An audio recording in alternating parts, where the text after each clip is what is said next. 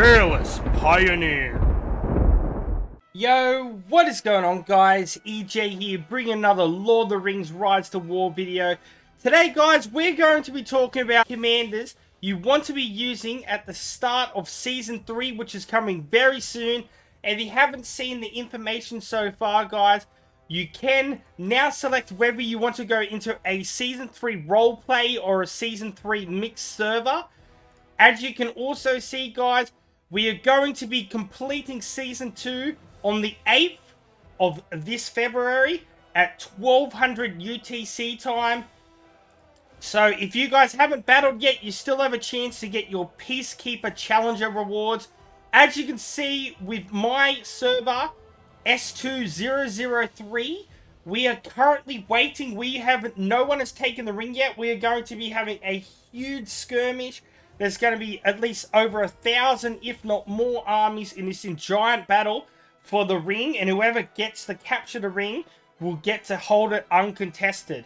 Like, for example, as you can see right now, us dwarves here have like about 300-400 armies just in the front row here. But yeah, that will be a future video, guys, so keep an eye out for that. But yeah, also, speaking about our topic of Season 3 today and our commanders, I have seen the information for Season 3. I cannot release any of it yet. But I can tell you guys, Season 3 is going to be absolutely amazing. There's going to be so much new. I wish I could tell you this, but I can't. But all I can say is keep an eye out. All I can really say is a hint. Keep an eye of when the season cutoff time is. Season 3 may be starting sometime around about there. It makes common sense. And I will be the first person. I will have every single information you need to know about everything in Season 3. Whether it could be new, something this or that. I wish I could tell you, but I can't. But take my word from it. I've seen it and it's insane. So 100% get excited. Now, by all means, you can try and beg me in the comments section. But I will not release any of the information because I am under an NDA. But I can sort of throw some hints out there, and if you use your common sense and look around at a few things, you may just be able to figure some things out. But I will not directly tell you any information until I can release it. I will have so many videos out for Season 3, it will be insane. But yeah, we are going to talk about commanders, guys. So I have a good array of commanders, a great selection, as you can see. And I've been going over in my head on what commanders I want to use going into Season 3. And the first big aspect that is going to go into making this selection is going to be, what faction are you going to choose? Now, I am doing this like good, for example, but evil can follow along with this. Because choosing your faction is going to make an absolute difference on what commanders you should pick. For example, if I want to go, say, Rohan or Gondor next season, they have amazing mounted tier 4 troops. Now, I'm not 100% sure where I'm going next season yet, but I feel like it could possibly be along the lines of maybe Gondor or Rohan. Hint Season 3, why could I be going there? You never know. But yeah, the reason why I would be wanting to go there, you get excellent mounted troops. Now, Rohan is usually situated pretty bad on the map. Map positioning can be a big key part why you want to pick these certain commanders as well, because you may have to do battling really early, or you might have to be going for a lot of resources early. So let's say, for example, I want to go Rohan and we have access to the marshals. You want to use a commander that is extremely good with mounted troops. So, the first picks, without an absolute doubt in the world, if you have him, would be Gandalf the White. So, if we go into his stats here, and this is whether you have him at respect 3 to 5, you will especially respect 5, because this is where he gets extremely good.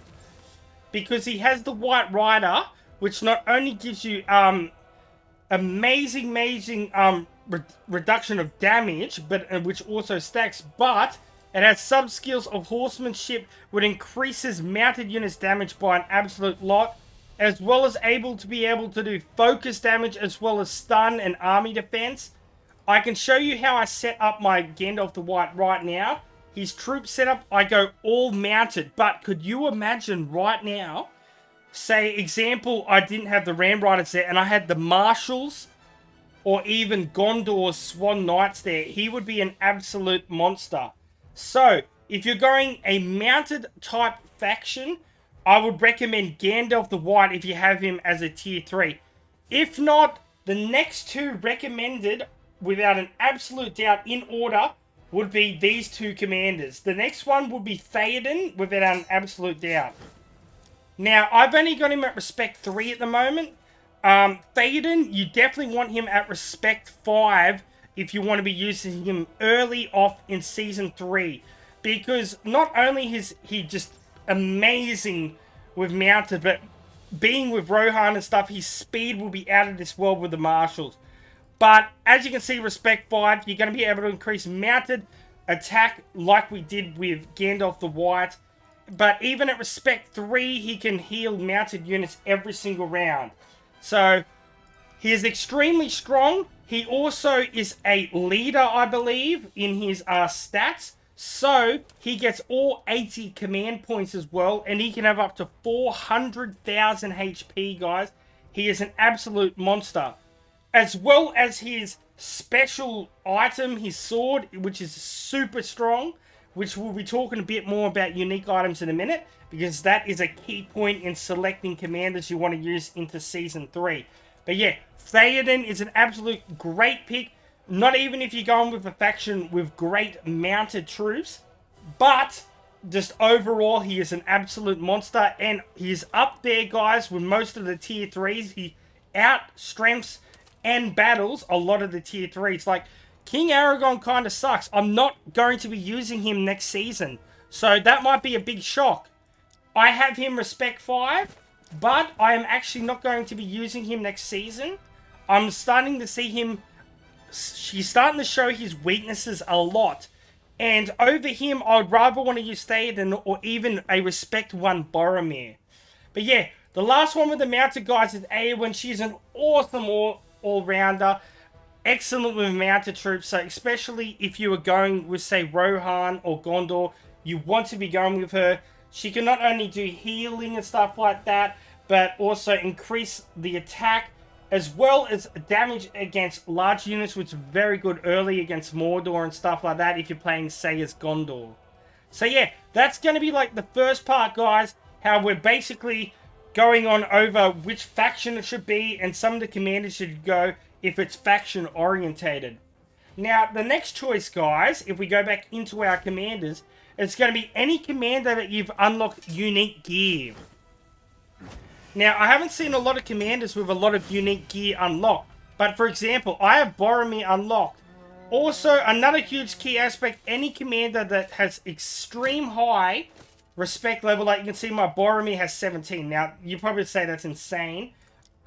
He's my highest without an absolute doubt. Like, it's the most I put in. And I also have his special unique equipment, which is the Horn of the Gondor, which is extremely good. So if you have any commander that you've unlocked special equipment with, you want to be using those early because it's going to give you an extra buff and extra strength to be able to get tiles a lot quicker and build up your power, and you're going to get a huge advantage over your enemies in Season 3. So yeah, Borromir, out of all the Respect commanders, if we go back into here, out of all the Respect 1 commanders, obviously EOWYN that we talked about before, Borromir is a very good pick. Now, the next good pick is Dwalin. He is a very good commander for doing damage for a tier 1. Howdy's not bad as well, but yeah, out of all the Respect 1s, I would be 100% focusing on the 3 of EOWYN, Borromir, and Dwalin. Now, with all of the selection for the tier 2 commanders, out of all of them, there's a couple of great picks. Obviously, Gimli and Legolas are extremely good. If you're playing as Lothlorien or Lindon, Legolas is an excellent pick with his amazing range and damage. I've seen him do up to 350 to 400,000 damage. As you can see, like Greenleaf, it does a lot of damage and stuff like that. It's extremely good. The same with Gimli. He is a very good, strong, heavy hitter.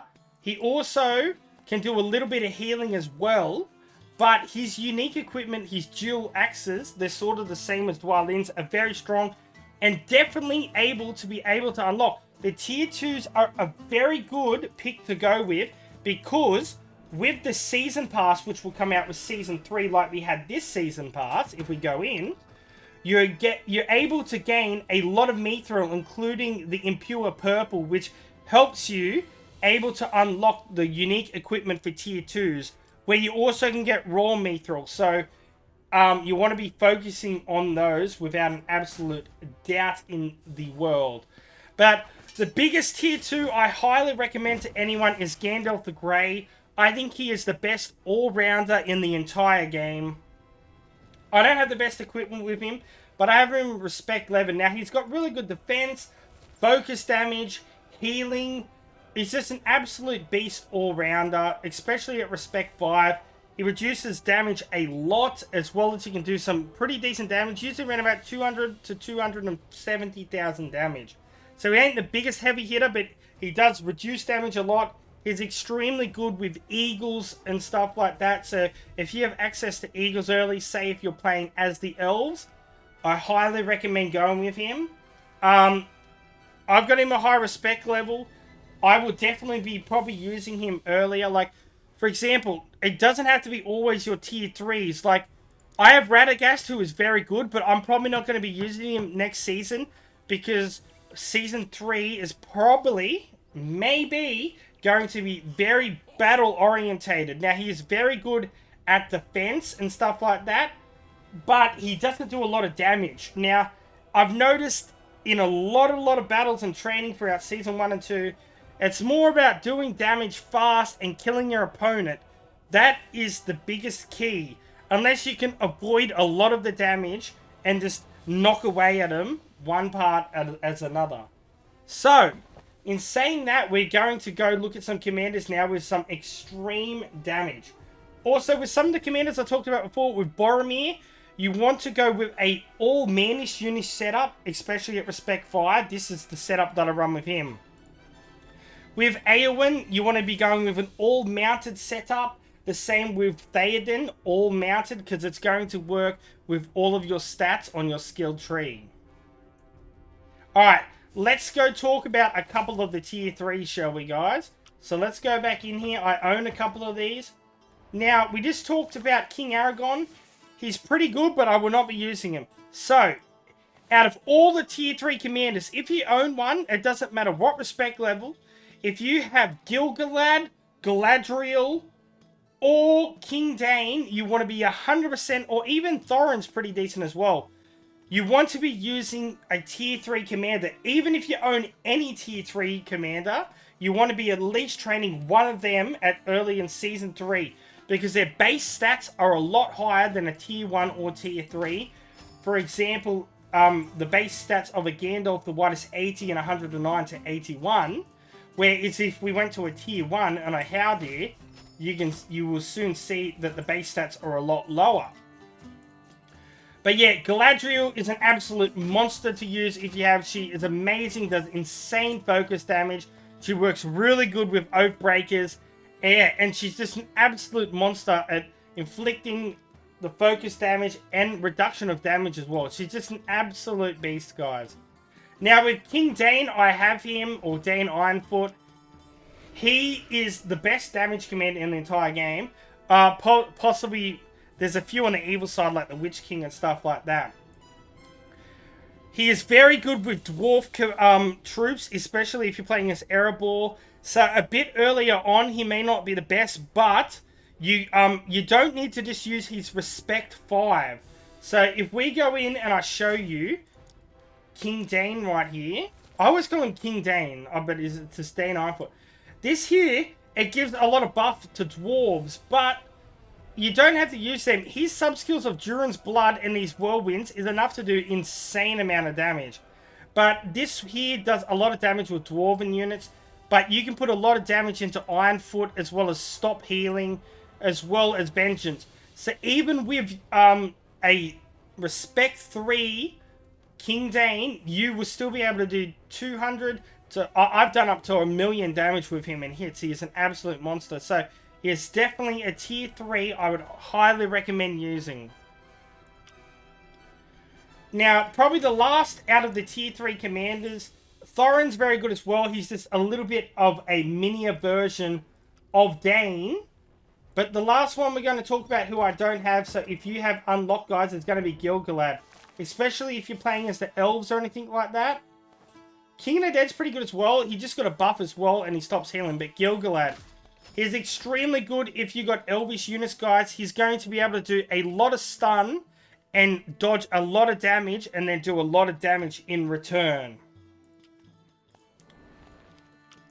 So in summing up, guys, with your commanders, you want to be using the factors of how high of respect level you have, whether you have unique equipment for that commander. Go over some of the commanders that I spoke of, whether you want to go with either it's defensive or, in my opinion, you're going with more of a damage route or a defense route where you're dodging a lot of damage but being able to do a lot of damage as well as a good mid-rounder like Gandalf the Grey. Yeah, guys, but I hope this video helped you out. We're going to wrap it up. I will catch you in the next video. We'll probably be taking Dogaldor, and I have a lot of Season 3 information coming soon. So yeah, until next time, guys, peace out, EJ's out, and I'll catch you later. See yous. Thousands songs